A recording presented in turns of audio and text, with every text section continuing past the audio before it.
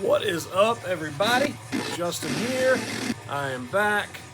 Got a stack of new stuff over the past couple weeks. A few things showed up, so we'll just get right into it. First, we are listening to Undeath with Sentient Autolysis. Undeath, I just got this today. They are a death metal band from Rochester, New York. And I would have never, ever checked this out. I immediately thought that they were just more of this kind of wave of death metal that's kind of aping on the early Carcass sound.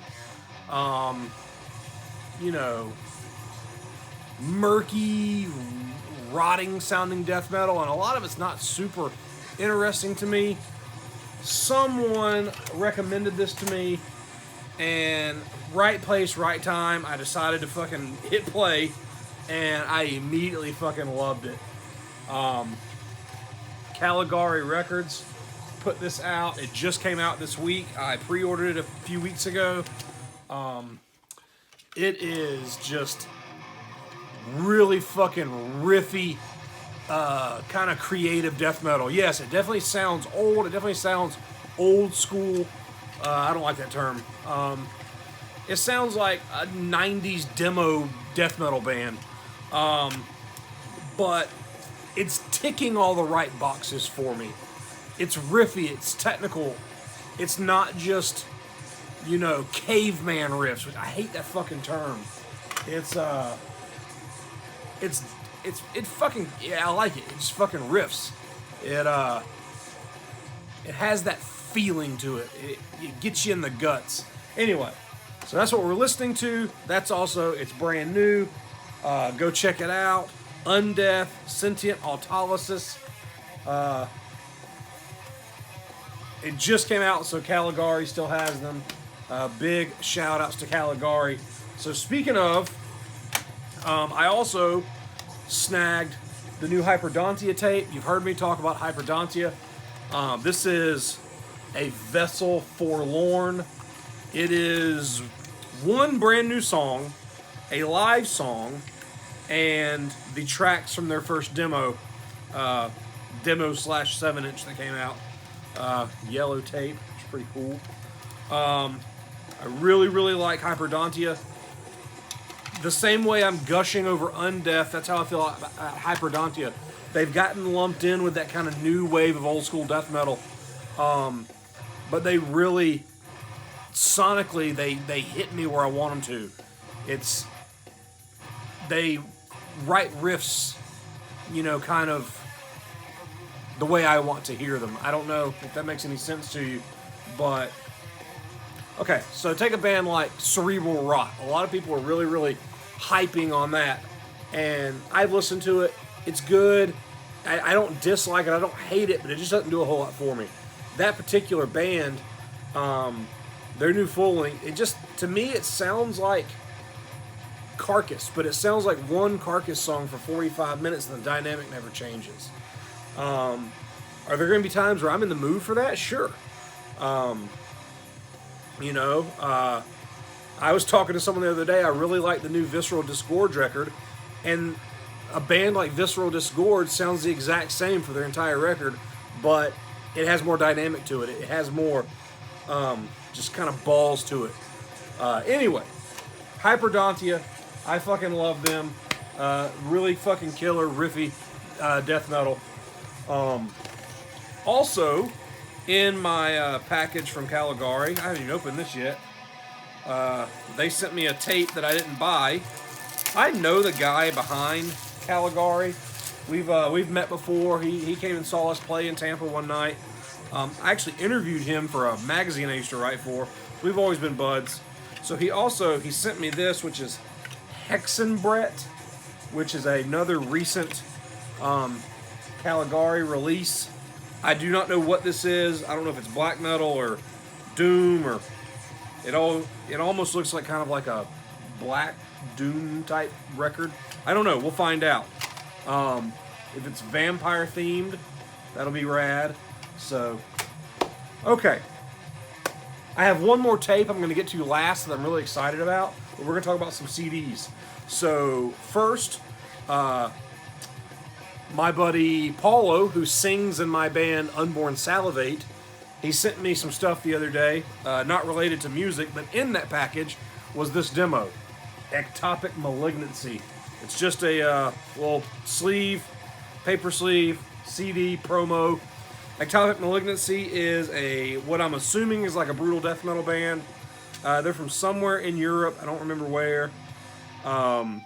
Denmark or something. Copenhagen's in Denmark. Somewhere. Anyway, I need to check this out. Ectopic Malignancy. Submerged in urban decay. I hope it sounds like what I think it sounds like. So, okay. I found myself at the record store a few weeks ago, 2 weeks ago, a week ago.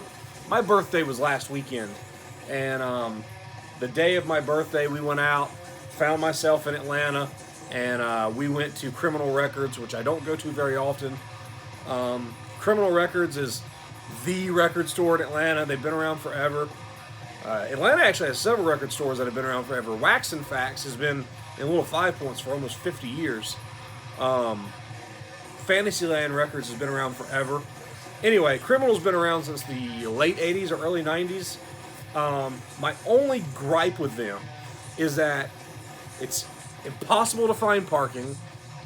You always have to park a fucking mile away, and they're expensive. All these brick and mortar record stores are expensive, but I had some cash in my pocket. I went specifically to go in and go through CDs. I wasn't really interested in looking at records. I flipped through the used metal records for a minute, and I wanted to go through the CDs. They had a pretty healthy metal CD section. So first, I snagged the most recent Ackercock record, Renaissance in Extremis. Ackercock is a band that I was familiar with back when they were around the first time. They recently reformed, and years and years and years ago, I downloaded some of their songs, and the only one I remember is a song called A Skin for Dancing In. And I always liked it. They always had this kind of weird Victorian era slant to their weird scrunky death metal. It was like Renaissance death metal. They played wearing suits, and they were these, like, very well-to-do British men. But I never bought any of their stuff. I never really invested a lot of time in them. But I definitely have always known who they were, and I remember when they broke up several years ago.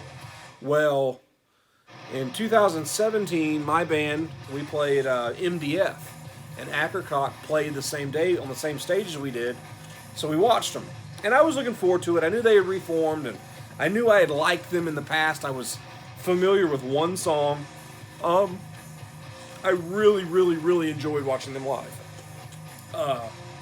They're just killer. They're this, they play this weird kind of. They're hard to describe. I'm kind of drawing a blank on what Ackercock sounds like. When I say death metal and you're expecting Cannibal Corpse, that's not what you're going to get from Ackercock. Anyway, I enjoyed them live a couple years ago. Lots of energy. Really good playing, really good sound. They were into it. They were really enjoying what they were doing. So they put this out shortly thereafter, and I had heard good things about it. So as soon as I saw it, I wanted it. So I grabbed it, and man, oh man, I cannot get into this record.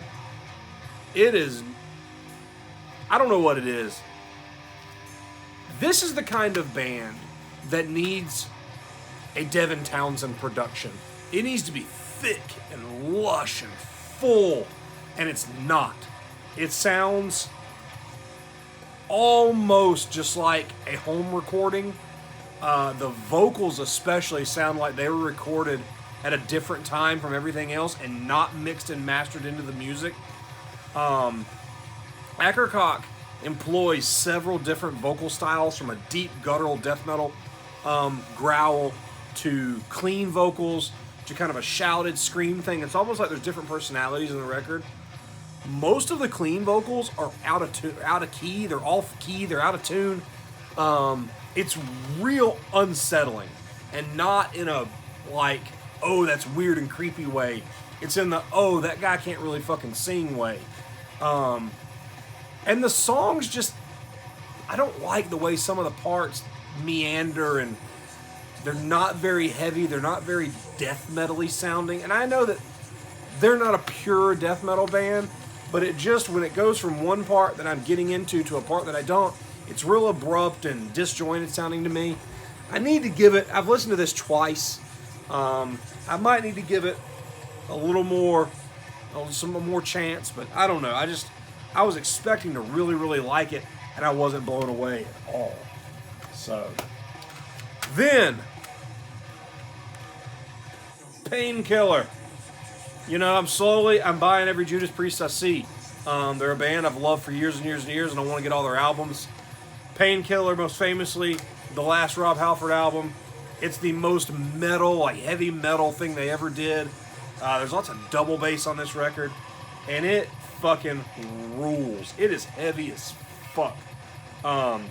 Painkiller is so good. It's up there with one of their greatest albums, and I'm glad I got a copy of it now. So, then I got, was really stoked to find this.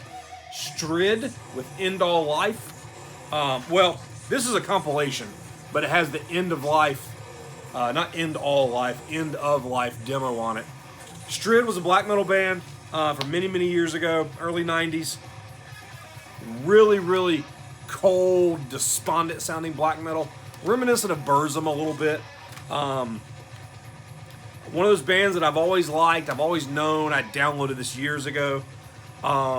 And never would go out of my way to buy. So the second I saw it, I had to snag it. I was really, really blown away seeing it there. I don't know how like rare this is. I think this version, this compilation, came out in like 2007. But long.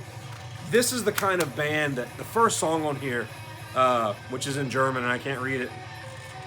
That Hus something Blunt and Sort Winter. I don't know. The song's like 12 minutes long, and it's over before you get into it. It takes a special talent to craft a black metal song with so few riffs for so long that you don't get bored with. But I'm going to link this below. If you like cold, grim, gray black metal, Strid is definitely for you. So, another fun one, Eucharist. Mirror Worlds. I have a serious like soft spot for melodic Swedish death metal. At the Gates, Early in Flames, Early Dark Tranquility, In Thy Dreams. I fucking love that shit. And Eucharist is another one of those bands, not as well known. They come from that same scene, same circle of people. Daniel Erlandson plays drums. He's Adrian Erlandson's brother. Most famously, he was the drummer of At the Gates. But Eucharist put out 2 records, Velvet Creation and Mirror Worlds. Mirror Worlds is the second one. It's definitely the more better produced of the two. I've had a CDR version burned of this for fucking ever, and I love this record. So when I saw it, I definitely had to snatch it up. But if you like just that like choppy At the Gate style death metal, just in the pocket, in that sweet spot, that sweet area between like the 7th and 12th fret on the guitar, man, Eucharist is where it's at. There's a song on this called Demons that, pretty funny story. I played in a band 15 years ago, we probably started, that played like kind of southern metal, sludgy. You know, we sounded like kind of a mix between Alabama Thunder Pussy and Down or something. But just these redneck white trash metalheads playing, you know, kind of Leonard Skinner and heavy metal. And we played for a few years, played a bunch of shows in the Southeast, had a blast. And this particular song starts with this odd riff. It almost sounds like an I Hate God riff, which has nothing to do with this style of music, but it's just the way they're playing it. And we wrote a song. Me and the other guitar player. We really, really liked Eucharist at the time, and we probably just discovered it. And we had written a song that had this break in the middle, this kind of like breakdown, and we fucking poached that Demon's riff, fucking note for note. And it's not something that anyone would ever correlate, because it sticks out on this record like a sore thumb. It always reminded me of like an I Hate God riff, this sludgy riff in the middle of this melodic death metal record. But I always, this kind of this little Easter egg to that old band of mine. Unfortunately, we don't have any music online. Our demo was on MySpace forever. It's gone now. I don't have a physical copy of it. We made CDRs that we gave out at shows. I wish I had a copy of it. I don't even know where to get one without like calling the studio we recorded it at. But one big complaint about this album, there's a instrumental towards the end of this. It's a full-length instrumental, 4 or 5 minute long song that has a fucking saxophone all the way through it. I fucking hate the saxophone. I especially hate the saxophone in the middle of a fucking death metal record. Why the fuck do you want... I don't want Careless Whisper with At the Gates. It makes no fucking sense to me. So, next, another one I was really stoked to find, Exhumer. Fucking Possessed by Fire. Exhumer is one of those bands that I always knew. I knew this picture. I knew this name. I've seen it forever. Never listened to them. Also, the same day we played MDF last year, Exhumer played. And I fucking loved it. I've talked about it in the past. I'm not a big thrash guy. But seeing them, tons of energy. They have a great singer. He's the only... If he's not the only original member, he's one of like 2 original members. Mim. And Exhumer was German. He's Turkish. He's lived in the States since the 80s. I follow him on Instagram now. But I really enjoyed watching them live at MDF. And I just told myself I need to check out Exhumer more. I need to get into them. Saw this, snatched up. It's their first record. Came out in like 86 or 87. Just really good, kind of standard thrash. A little Teutonic sounding. Good bit of Slayer influence in the riffs. But it fucking rips, man. It's so good. It's a little rough, a little dirty. I've always wondered, though, if the name is supposed to be Exhumer, like you exhume bodies and it's spelled wrong, because that would have an H in it, or if it's just some other meaning, I don't know. Anyway, Exhumer, Possessed by Fire, it fucking rips if you like thrash metal. Then, I got this in the mail out of the blue today. Antichrist Siege Machine with, what's it called again? Schism Perpetration. Antichrist Siege Machine is this new death metal band I've been hearing about. The label that put this out, Crusader Productions, did a Father Befouled release for us recently. And he's been, every so often, he'll just send me CDs, which is awesome, so thank you. I've heard a lot about this band. I have not heard them yet. They're a 2-piece. I've always kind of thought they were like a bestial war metal type thing, which I'm not real hot on right now. But I'll check this out. It looks rad. My buddy Josh did the art, Josh McAleer.